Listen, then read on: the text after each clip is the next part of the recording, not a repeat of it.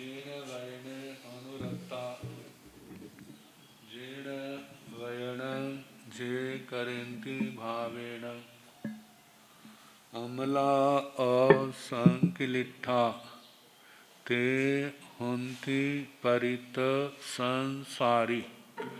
बोलिए भगवान महावीर पावन चरित गुरुदेव जी। बंधु मन वच काये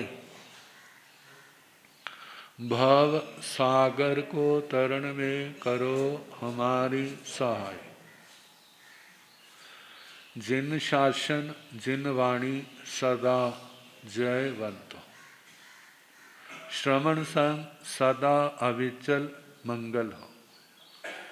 मुक्ति को प्राप्त श्रमण भगवान महावीर स्वामी, उनकी परम पावन कल्याणी भागवती वाणी वाचक प्रमुख श्री इंद्रभूति गौतम आदि गणधर भगवंत, युग प्रधानाचार्य परम पूज्य श्री सुधर्मा स्वामी जी महाराज, उनकी परम पावन पाठ परंपरा, वर्तमान आचार्य ध्यान योगी परम पूज्य श्री शिव मणि जी महाराज एवं गुरुजन सबके पावन चरण सरोजों में मेरा अनंत अनंत बार वंदना नमस्कार। उपस्थित धर्म प्रेमी सज्जनों, माता तथा बहनों, एक शब्द आता वृद्ध। वृद्ध का मतलब कहेंगे बुढ़ा, यही कहेंगे ना। वृद्ध का मतलब बुढ़ा। तो बुढ़ा शब्द तो अच्छा नहीं माना जाता। किसी को कहता बुढ़ा भला, चाहे बुढ़ा हो भी तो भी वृद्ध कहलाना, बुढ़ा कहलाना चाहता नहीं। वृद्ध का मतलब है बढ़ने वाला, बड़ा हुआ। वृद्ध का मतलब बड़ा हुआ। वृद्धि, वृद्धि का मतलब बढ़ना। मतलब जो वृद्ध है, संभव है उनके पास धन ना हो, क्योंकि धन के ऊपर कंट्रोल जो काम धंधा करने वाला उसके में आ जाता है, उसके हाथ में। और वृद्ध के हाथों से सब निकल जाता है, तो मुश्किल भी तो आती है ना। अब कोई भी काम करना है तो दूसरे को पूछना पड़ता है, करें या ना करें, आप कर लो, जे कर लो, जे कर लो। वृद्धों ने बहुत कुछ देखा होता है, बहुत कुछ सुना होता है, उनके तजर्बे अपने होते। उन तजर्बों का लाभ किसको मिलता है? किसी भाग्यशाली को मिलता है। जिसका जो भाग्यशाली नहीं है उसको लाभ नहीं मिलता। इसलिए कहते हैं यदि आपने कुछ बनना है, जीवन में अच्छी चीज पानी है, तो वृद्धों को अपने साथ रखो या वृद्धों के साथ रहो। आप उनके पास रहो। यदि आपके पास नहीं है तो उनके पास पहुंच जाओ, उनको अपने पास ले आओ। जे ना सोचो हमने इनके ऊपर एहसान किया। जो सोच अज्ञानता से भरी, ऐसा सोचे इन्होंने हमारे ऊपर एहसान किया। तो कोई कह सकता है इन्होंने क्या एहसान किया है? देखो हमने कमरा खाली करके इनको दिया, सुबह शाम दोपहर को जब कहते हैं हम सेवा करते हैं, खाने को, पीने को, पहनने को, सारे को, इनका एहसान क्या है? कहते हैं सोचो तो बहुत कुछ है, ना सोचो। देखो पहली बात, आपको सेवा का मौका दिया नहीं दिया? उनकी सेवा का मौका आपको मिला है? धन आपके पास है तो घर बैठा बैठा धन आपका पुण्य नहीं कमा सकता। यदि आप ऐसे जरूरतमंद लोगों की सेवा करते हैं तो आप धर्म के नहीं तो पुण्य के भागी, तो पुण्य के भागी जरूर है। यदि आप निस्वार्थ भाव से करते, हमें से कुछ, इन्होंने इनसे कुछ नहीं लेना, हमें इनकी दुकान की, इनके मकान की, इनकी जमीन की, इनकी जायदाद की हमें आवश्यकता नहीं है। निस्वार्थ भाव से सेवा करते हैं तो आपके पाप कर्म भी कटते। मानो किसी के ये चीजें तो है लेकिन उनके सेवा करने वाला नहीं, तो कितने कहते हैं भाई इनकी सेवा थोड़ी हो रही है, किसके लिए हो रही है? ये तो इनके पास जो माया है ना उसके लिए सेवा हो रही है। लेकिन ऐसे भगवान भी होते हैं, कहते हैं हमें इनकी संपत्ति की जरूरत नहीं है, इन्होंने हमें सेवा का मौका दिया, जो हमारा अहोभाग्य है। और इनकी जो संपत्ति है हम उसको अपनी संपत्ति में नहीं मिलाएंगे, हम उसको सेवा के लिए लगा देंगे। कहाँ? कहीं पर भी लगा दें, परमार्थ की संस्थाएं, दूसरों की सेवा है, उनके अंदर लगा देंगे। लेकिन अपने अंदर हमें जो सेवा का मौका दिया इसका ही लाभ हमारे को बहुत है। कहते हैं किसी परिवार में 4 भाई हैं, चारों की शादियां होगी। बापू जी चले गए, रह गई माँ। और माँ किसके पास रहे? माँ को कौन रखा? भाई तो अलग हो गए, अब माँ कहाँ जाए? बड़ा कहने लगा तू रख ले। कहते मैं क्यों रखूं? दूसरे कहा तू रख ले, कहते आप क्यों नहीं रख लेते? तीसरे को कहा जो चौथा था भाई तू रख ले, कहते आपने मेरे को दिया ही क्या है? आपने सब कुछ समेटा तो मां को भी रखो। क्या ये दुनिया में देखने में आता है? नहीं आता। कहते हैं जिस माँ बाप ने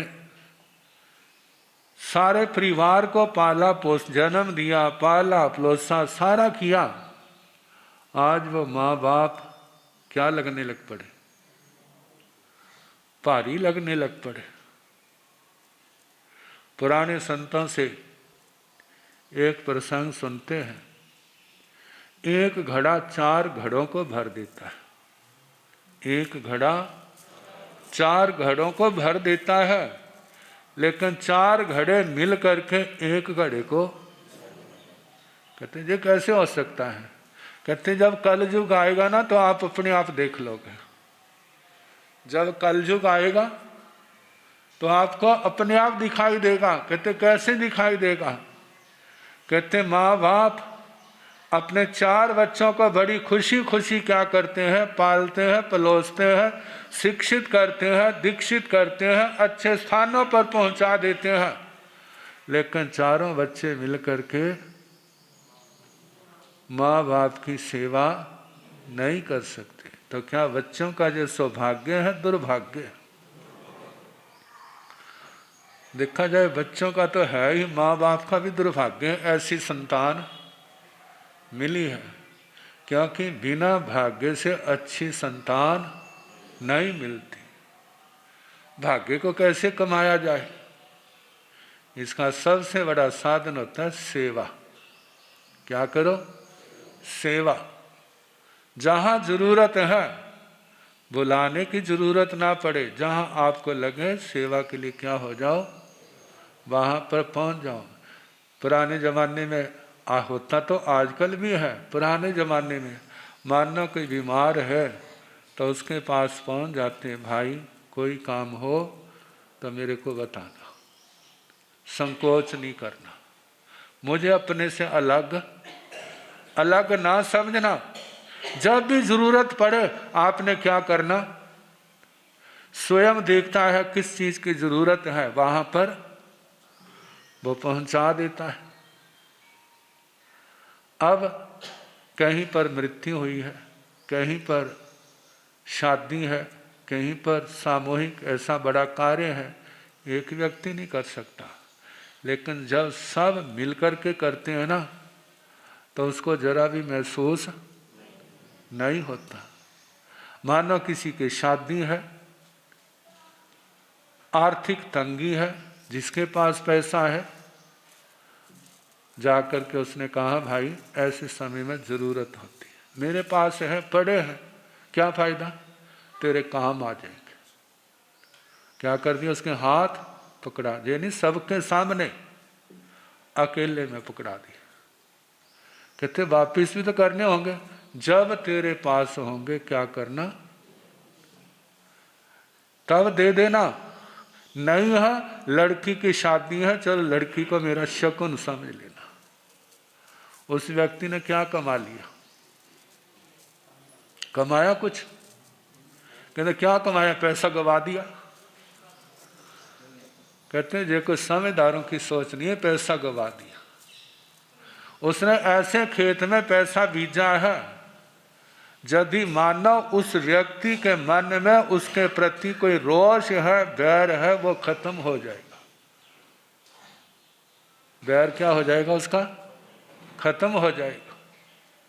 और उसका माना नहीं है, जो सिर के ऊपर बोझ है वो क्या हो जाएगा, जिस बोझ के कारण से चिंतित रहता था, ये काम मैं कैसे करूंगा, क्या होगा, जब 2-4 भाइयों ने मिल करके उसका सहयोग दिया है, अब उसको बोझ फूलों की तरह लगता है और कृतज्ञता मानता है, इनके उपकार का बदला मैं कभी चुका नहीं सकता। जब ऐसा है, अब ऐसा व्यक्ति पुण्य का भी बंद कर लेता है, सद्भावनाओं को भी इकट्ठा कर लेता है, बैर को भी समाप्त कर देता है, और पाप कर्म भी क्या कर लेता है, काट लेता है। तो बात चल रही थी उस वृद्धा की, तीनों ने ठुकरा दिया, चौथे ने कहते मेरा ओह भाग्य, माँ के दर्शन होंगे, माँ की सेवा का लाभ मिलेगा। एक भाई कहने लगा महाराज भाइयों ने प्रॉपर्टी तो संभाल ली, लेकिन जब माँ बाप का नंबर आया तो सबने क्या कर दिया, धक्का दे दिया। फिर मैंने उसको परम पूज्य आचार्य भगवंत पूज्य श्री आत्माराम जी महाराज का शास्त्रों की टीका का एक दृष्टांत सुनाया। मैंने कहा किसी गुरु के अनेक शिष्य, अब एक शिष्य को वो सेवा का लाभ देते, बेटा जे कर जे कर जे कर जे कर। कहते वो शिष्य जे ना सोचे क्या नहीं रह गया हूँ, और भी तो चेले हैं, उनको नहीं आवाज़ देते, हर समय मेरे को ही आवाज़ें देते रहते हैं। कहते हैं ऐसे ख्याल आते हैं तो ये उसका पाप का उदय। किसका उदय है? पाप का उदय है। वो क्या सोचे, मेरा कितना पुण्य का उदय, मेरा कितना पुण्य का उदय है, मेरा सौभाग्य है। जे सेवा तो और भी कर सकते हैं, लेकिन गुरु जी की मेरे ऊपर कृपा बहुत। वो मेरे को क्या कर रहे हैं, मेरे को सेवा का लाभ दे रहे हैं, मेरे को कर्म काटने का सौभाग्य दे रहे हैं, मेरे को पुण्य बांधने का समय दे रहे हैं, मेरे को तरने का चांस दे रहे हैं। और कोई बोझ नहीं, बड़ी खुशी से वो सेवा करता है। ऐसा सोचे। और दूसरा उल्टा नहीं सोचना। और वो कहने लगा महाराज ठीक है, मैं समझ गया। और उसने सेवा की। आखिर शरीर तो पुराने घर के समान ही होता है। जब माँ बाप कल काल कर गए तो दर्शनों के लिए आया और वह रोने लगा। कहते मेरी माँ मैंने छोड़ के चली गई, मेरा बाप मेरे को छोड़ के चला गया।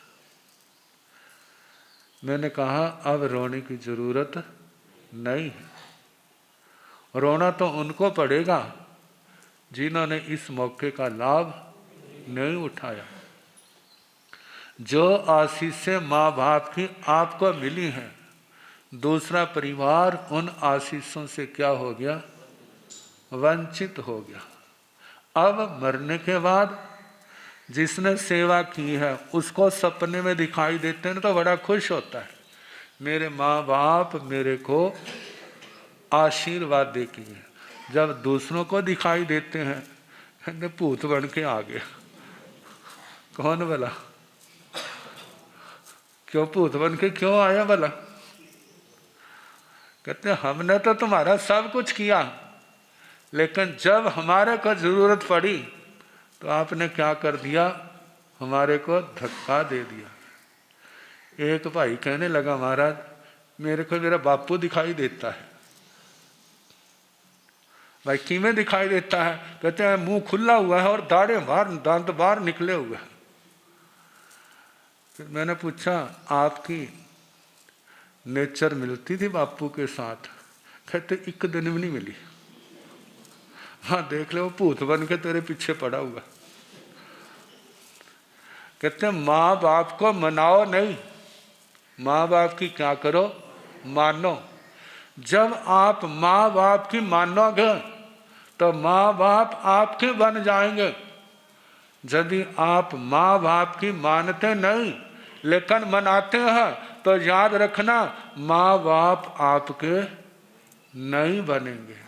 अब देखो आप माँ बाप के नहीं बने और वो माँ बाप भी आपके नहीं बने हुए, लेकिन जो सब बातें छोड़ करके उनकी सेवा के लिए हर समय तैयार रहते हैं तो आशीषें भी क्या होती हैं, आशीषें भी उनको बिना मांगे मिल जाती हैं। एक बार की बात किसी भाई ने सुनाया, कहने एक बार ना मेरी घरवाली में कोई भूतनी आ गई,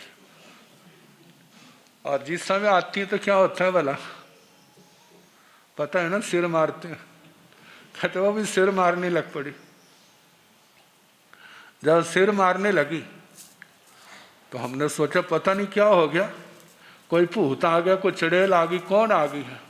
हम उनको कर्कश, कठोर, तिखे, रुखे अपशब्दों में बोलने लगे। जब बोल दिए ना फिर वो बोलनी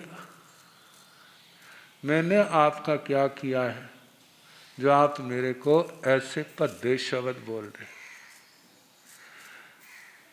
जिसके अंदर आई थी उसकी माँ काल कर गई थी। कहने लगी मैं इसकी माँ हूं। कौन हूं?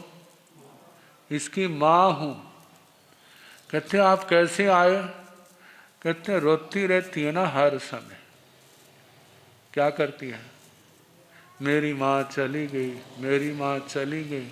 क्योंकि बेटियों को माँ बाप के प्रति क्या होता है, माँ बाप के प्रति अनुराग, लगाव मोह होता है ज़्यादा। माँ चली गई, रोती रहती है। मैं इसको बताने आई हूँ बेटा रोना नहीं। क्या नहीं करना? रोना नहीं। मैंने अपना जीवन व्यर्थ की बातों में नहीं गवाया।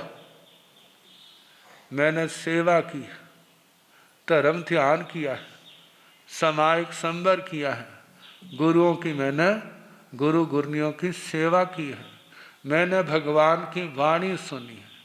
मेरे को तो इतना बड़ा घर मिला है जहाँ पर तो मेरे को दुर्गंध आ रही है। कहाँ पर? इस घर में। लेकिन क्या करूं, बेटी का मोह मेरे को ले आया। बस आपने इसको समझा देना, मैं जा रही हूं। क्या हो गई? चली गई। जब चली गई अब वो सोचती क्या ये सपना था, क्या जथारथ था तो जथारथ, लेकिन बाद में क्या लगता है? सपना लगता है। मतलब जिन्होंने धर्म ध्यान किया, जिन्होंने भगवान की वाणी को सुना, जिन्होंने भगवान की शिक्षाओं का पालन किया, मरने के बाद उनकी दुर्गति नहीं होती। जिन्होंने सच्चे मन से सेवा की है, जाने वाला चला जाता है लेकिन उनका ध्यान किनके अंदर रहता है? जो दाईं बाईं भुजा बन करके उसके साथ छाया की तरह रह। कहते हैं इंसानियत क्या है? यही बातें है ना। आस पास में क्या हो रहा है, कोई दुखी है तो हम उसका कैसे सहयोगी बन सकते, इन बातों का ध्यान रखते हैं। समय बड़ा अच्छा निकल जाता। कल आपको कुछ बातें सुनाने लगे थे, समय आपका हो गया, कल हमने चले जाना है। अनुशासियों ने कुप्पीजा। कोई टोकता है ना तो अच्छा नहीं लगता। बाप बेटे को टोकता है, बेटा भी मुंह ऊंचा करके अक्खा तरेक कहता है मैं कोई 10 साल का बच्चा हूं, मेरे बच्चे भी कितने बड़े बड़े हो रहे हैं, आप मेरे को टोकते हैं। गुस्सा आता है, आगे न टोकना, वार्निंग दे देता है। सास बहू को टोकती है तो बहू की क्या दशा होती है वाला। ऐसी कितनी है जिनकी ऐसी दशा नहीं होती। कहते हैं ये योग्यता ऐसे नहीं आती, सुनने की योग्यता, किसी की टोक को सहना, जिसकी कोई साधना हो, तपस्या हो, अच्छे लोगों का संग हो, उस टोक को वरदान बना लेते। जिनके पास ऐसी बातें नहीं होती उनके लिए बड़ा मुश्किल होता है। एक बार की बात है, व्याख्यान वाचस्पति श्री क्रांति मुनि जी महाराज के पास बैठे थे। वो कहने लगे किसी सेठ से ना जिम्मेदार भाई आते ना दुकानों पर, तो पूछने लगा सेठ जी आपके बेटे कितने हैं? आपसे भी तो कोई पूछता होगा जब दुकान पर आते हैं आपका परिवार क्या है। कहने लगे मेरे बेटे 1.5 हैं। कितने हैं? वो चक्कर में पड़ गया। कहते 1 होता या 2 होते, लेकिन 1.5 का क्या मतलब?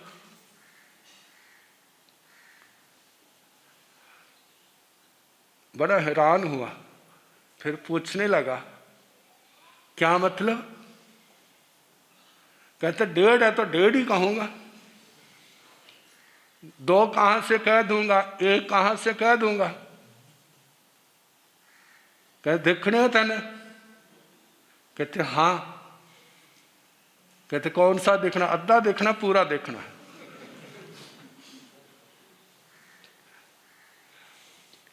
अवश्य होते हैं, पूरे तो सारे देखे हैं, लेकिन अद्धा नहीं देखा। देखे तो अद्धे भी होते हैं, लेकिन पता नहीं होता। कहते अद्धा दिखाओ।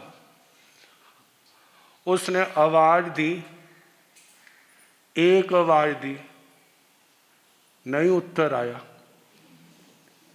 दूसरी आवाज दी, नहीं उत्तर आया। तीसरी आवाज दी, नहीं उत्तर आया। चौथी फिर आवाज दी। कहते इस बुड्ढे ने तो कान खा लिए, इसको तो बस अपने अलावा कुछ दिखाई देता नहीं, हमें कितने काम है। बड़बड़ करता आ गया बाबे के पास। कहते क्या बात है, हमें आराम से बैठने दिया करो, आपने मेरे को बुलाया, क्या बात है। कहते बस एम ही बुला लिया। कहते क्या मूर्खता है जे, बिना काम के एम बुला लिया, जैसे हमें बेला समझा हुआ। कहते खबरदार ऐसे बुलाया तो। जब वो चला गया ना, कहते जी मेरा अद्धा बेटा है। कैसा है भला? आधा बेटा है। कहते अब पूरे के दर्शन करने हैं। कहते वो भी करूंगा। एक आवाज दी, सारा काम छोड़ करके आ गया, हाथ जोड़े मस्त में। बापू जी हुक्म, क्या सेवा है? कहते बेटा ऐसे मन किया, मैंने आवाज दे दी। कहते कोई बात नहीं, जब जरूरत पड़े मैं घर में ही हूं। क्या हूं? जब जरूरत पड़े घर में हूं, सेवा का मौका मेरे को देना। हाथ जोड़ के चला गया। अब उसको समझाने की जरूरत है, जी मेरा बेटा कौन सा है भला, कौन सा बेटा है? ये तो पूरा है 1 नंबर, और दूसरा 1/2 आधा। मतलब हमारा जीवन कैसा है, हम किस ओर जा रहे हैं, धर्म हमारे को क्या शिक्षा देता है। अनुशासियों ने कुप्पी जा, कोई आपको शिक्षा देता है, 2 कान है, ध्यान से सुनो। जरूरी नहीं है वो आपको शिक्षा लाभ दे, फिर भी ध्यान से सुनो। पता नहीं किसकी शिक्षा तुम्हारे जीवन में कितना बड़ा अभाव जो है उसको पूर्ण कर देगी, किसकी शिक्षा आपको पाप के रास्ते से रोक लेगी। गुरुओं का एक बोल इस आत्मा को नरक से बचा देता है, त्रयंच गति से बचा देता है। ये थोड़ा जब नरक में चले जाओगे फिर गुरु आएंगे उसको बचाने के लिए, जब नरक में पहुंच जाएंगे तो फिर कोई नहीं बचाने आएगा। आप सुनते हैं ना, नरक में गए थे, आपस में लड़ रहे थे, उनको शांत किया। जब शांत हुए कहते हमें जहां से निकालो। कहते ये संभव नहीं है, जब समय था तो संभले नहीं, अब समय निकल गया है तो अब कहते हैं हमारे को निकालो। अब कहते तुम कहोगे ऐसे ही निकालने की कोशिश करते हैं, लेकिन उनके शरीर एकदम धड़ाम से नीचे गिरते हैं और गिरने की महावेदना, 1 बार किया, 2 बार किया, 3 बार किया। जब महावेदना होती है तो उनको समझ आई जे हमारे कर्म किसको भोगने पड़ेंगे, किसी और का नहीं, हमें ही भोगने पड़ेंगे जब हमने नरकों वाले काम किए हैं। तो गुरुजनों की शिक्षा जिसने जीवित रहते सुनी है और उसको मानना है और मान करके अपने जीवन को सफल बनाया। भगवान कहते हैं अप्पा चेव दम्मे अब्बो, आत्मा का दमन करना चाहिए, मन और इंद्रियों का दमन करना चाहिए। दमन का मतलब अपने आप को पाप से रोकना, गलत कामों से रोकना, 18 पापों से रोकना। कितना रोक सकते हो, जितना रोक सकते हो ज्यादा से ज्यादा अपने आप को रोको। अब बरसात होती है ना, पानी घर के अंदर आता है तो क्या कोशिश करते हैं, रोका जाए। अपनी कोशिश क्या होती है कि घर के अंदर पानी ना आए, पूर्ण कोशिश होती है, फिर भी आ जाता है तो क्या करते हो, फिर उसको निकाल करके बाहर गिर देते हैं। ऐसे ही गुरुओं की शिक्षा का पालन करना, पूर्ण नहीं होती तो जितना संभव है ज्यादा से ज्यादा पालन करो। इससे क्या होगा, आप बड़े से बड़े नुकसान से क्या हो जाएंगे, बच जाएंगे। आत्मा मन इंद्रियों का दमन जे आसान काम नहीं है। अपाहु खलु दुर्दमो, जे बड़ा दुर्दमनीय, बड़ा मुश्किल है, लेकिन अपा दंतो सुही होई। भगवान गुरुओं के वचनों को सुन करके जो अपनी आत्मा का, मन का, इंद्रियों का दमन कर लेते हैं, पापों से, इंद्रियों के विषयों से रोक करके अपने आप को सन्मार्ग पर चलाते हैं। इन हाथों के द्वारा, इस जबान के द्वारा, इस शरीर के द्वारा, इस मन के द्वारा किसी का भला तो सोचते हैं लेकिन किसी का बुरा नहीं सोचते। ऐसे आत्मा का, मन, इंद्रियों का दमन करने वाला सुखी होता है।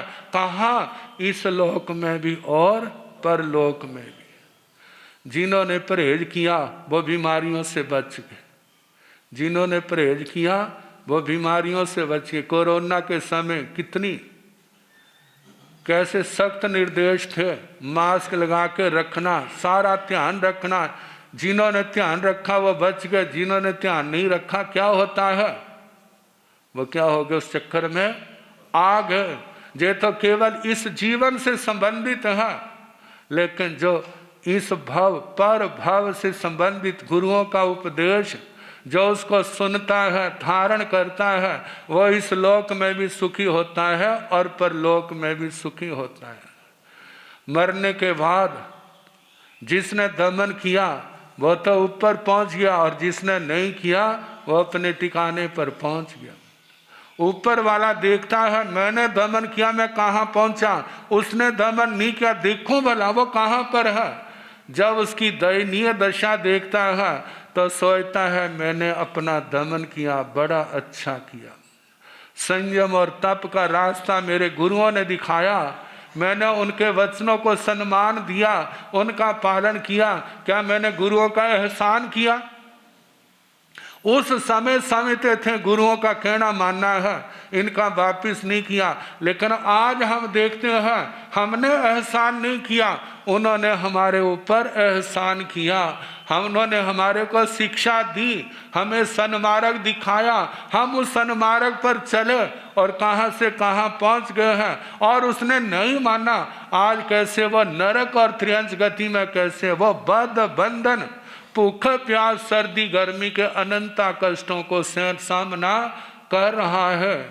ऐसे गुरुओं का साया हमारे को सदा मिले। ऐसे गुरुजन कहे, उनकी बातों को हम अपने जीवन में वैसे ही डाल दें जैसे फंक्शन में ना हार डालते हैं ना गले में, कैसे डालते हैं भला, और डलवाने वाला कैसे डलवाता है, चाहे ऊपर से करे, चाहे कह दे ना ना ना, लगता तो हार पड़ता, लगता तो अच्छा है।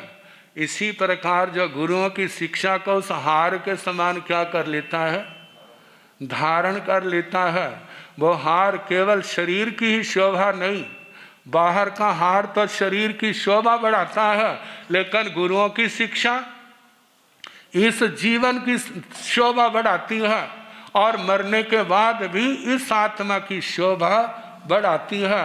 इसलिए कहा जाता है गुरुजन बड़े लोग, चाहे वो घर के हैं चाहे वो साधु जीवन के हैं, शिक्षा देते हैं तो ध्यान से सुनना, जे ना कहना बस हाथ धो के हमारे पीछे पड़े रहते हैं, आराम से बैठने ही नहीं देते। अब सोचो क्या पूरा बढ़ना है या अद्धा बढ़ना है, कौन सा बेटा बढ़ना है? सबूता अद्धा बोल नहीं रहे अब। तो बस गुरुजनों की शिक्षा हर समय ध्यान रखो, चाहे भगवान हमारे पास नहीं लेकिन हम भगवान के पास हो। यदि भगवान हमारे ध्यान में है तो हम भगवान के पास हैं। यदि भगवान हमारे ध्यान में नहीं है तो हम भगवान के पास नहीं हैं। मन के द्वारा कितना कुछ सोच लो, एक ये भी सोच ले भगवान मेरे साथ ही चल रहे, मैं जो कुछ कर रहा हूँ सारे मेरे भगवान मेरे को क्या कर रहे हैं, देख रहे हैं। जैसे कोई गलत काम करते ना, माँ बाप से छिप के करते हैं, कहते देख लिया तो मेरे को क्या करेंगे, डांटेंगे। तो इसी प्रकार भगवान देखेंगे, पास में होंगे तो वो भी क्या करेंगे, डांटेंगे। गुरुओं को ऐसा रखोगे हमारे साथ हैं तो उनका डर होगा। नहीं सोचा गुरु कहीं बैठे, भगवान कौन देखता है, कर जो मर्जी करो। कहते चाहे वो कुछ ना कहें लेकिन कहेंगे कौन, कहेंगे तो वो उसके पाप कर्म समय आने पर। जैसे खाया हुआ जहर व्यक्ति को बख्शता नहीं है, इसी प्रकार किया हुआ पाप कर्म भी इस आत्मा को छोड़ता नहीं है। खाया हुआ अमृत वो अपना उपकार अवश्य देता है, शरीर को निरोग बना देता है, जल्दी बुढ़ापा नहीं आने देता। बुढ़ापे में भी जवानी का एहसास होता है अमृत के कारण से। इसी प्रकार गुरुओं की शिक्षा का श्रद्धा भक्ति से पालन करते हैं तो उसका किसी प्रकार का कोई नुकसान तो नहीं होगा लेकिन लाभ अवश्य होगा। लाभ भी कैसा होगा, जो अनंत का स्पर्श करेगा। बस गुरुओं की शिक्षाओं को ध्यान रखना। जाना तो हमने लुधियाना था लेकिन फगवाड़े का लक्ष्य होने के कारण से बलाचौर भी रास्ते में आ गया। तो अब समय पहले तो रास्ते में कम लगता था, क्षेत्र में लगा लेते थे। अब रास्ते में ज़्यादा लगता है तो फिर कट कहाँ लगता, फिर क्षेत्रों में। फिर भी था थोड़ा थोड़ा समय लगाते जाएंगे। 2 व्याख्यान हो गए, आप सब ने लाभ लिया। आपको सबको बहुत बहुत साधुवाद।